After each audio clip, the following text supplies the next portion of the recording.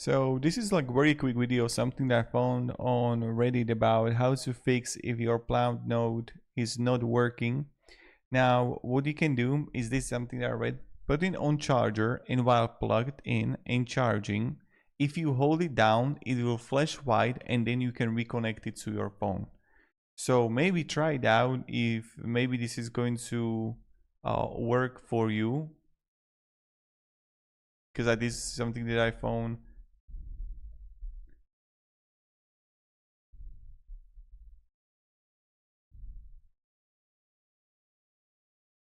And what you can do then also is to connect it to power source and using the original charging cable, and simultaneously press and hold the record button for 15 seconds, and when the indicator lights turns off, it signifies the reset is complete. This process restores the device settings to their factory defaults. So try it out. Okay, so thank you very much for watching and have a great day and goodbye.